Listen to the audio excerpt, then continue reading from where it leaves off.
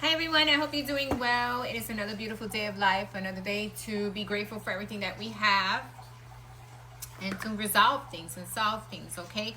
So I wanted to do a reading for the collective. This is collective energy. What is happening in our energy with the collective? What is going on? What is the most significant energy for this week and a half? We're going to do it about a week and a half. And we're going to see what the collective energy is. We're going to shuffle these cards. I'm using the Starseed Syrian deck, okay? So we're going to see what is the collective energy. This is the first shuffle. I shuffle these different because they're bigger. Second,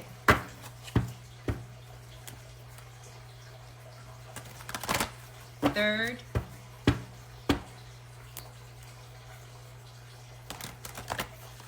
fourth, and fifth. This is 1 week and a half energy reading, okay? So about today.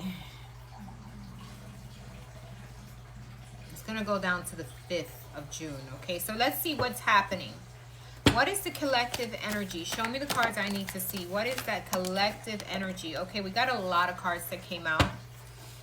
We got the 9 of Flames in reverse. So trying to let go of your boundaries or let your boundaries down. We got the Ace of Pentacles. When it comes to your money, your finances, your abundance and attracting it, you're trying to let your boundaries down so you can attract more abundance, more finances, more stability, okay? 2 of Crystals is here, is trying to balance things out, balance yourself, balance situations, or bring balance to your own energy.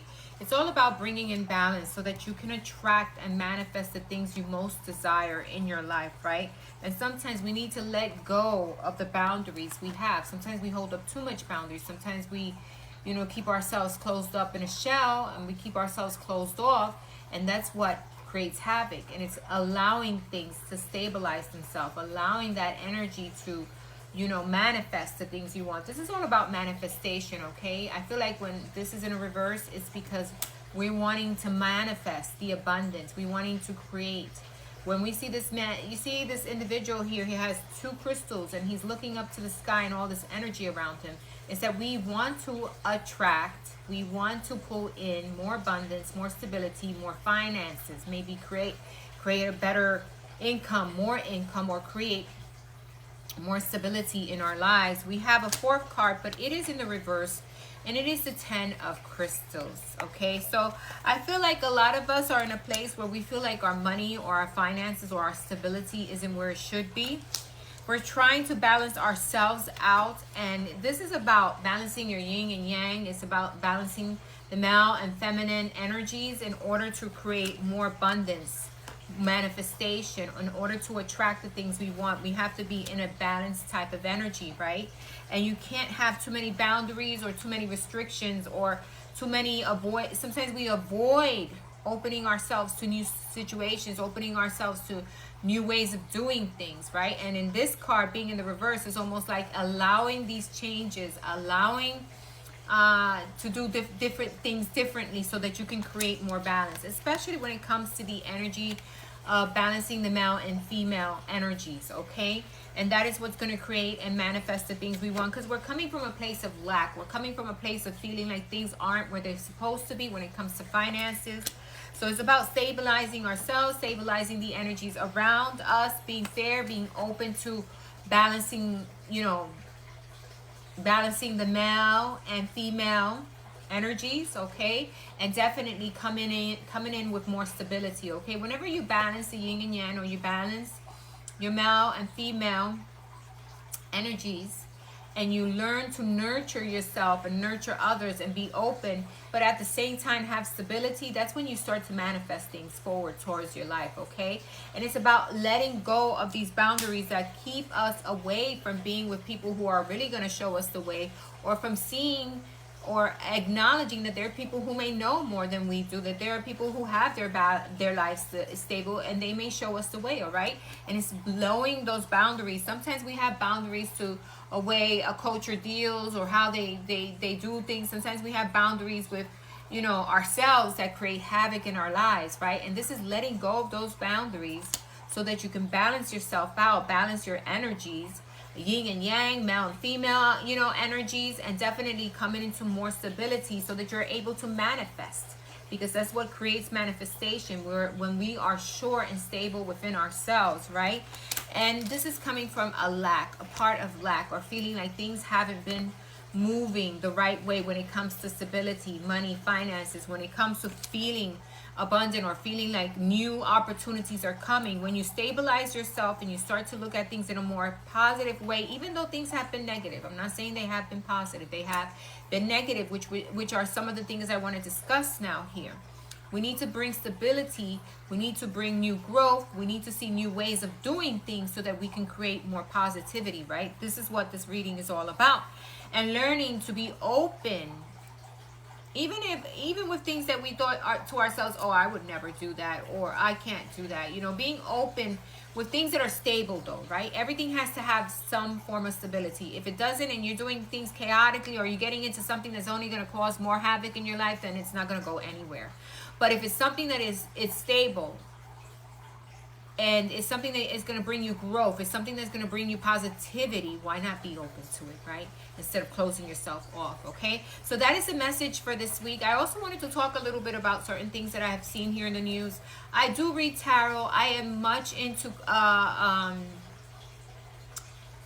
politics, the government. I'm into all that. I'm into the things that are happening right now. And what I see right now is for us to definitely protect our children, definitely communicate, speak to them, tell them to be open to us about the situations that around them or things that are happening online.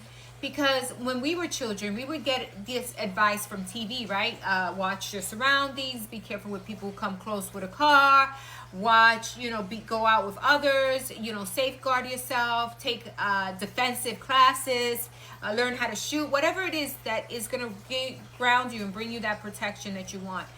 Because what I'm seeing is a lot more kids missing, a lot of minorities, as well as whites also. I'm not saying that minorities are the only ones, because they're not, but I'm saying there is a greater amount, even abuse against women, there is a greater amount of that.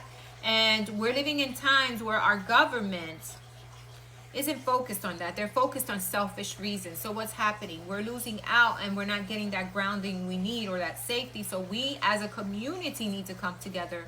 We need to communicate and talk to our children. We need to come together as a community and watch others out there. Make sure that there is no abuse or someone who's being followed.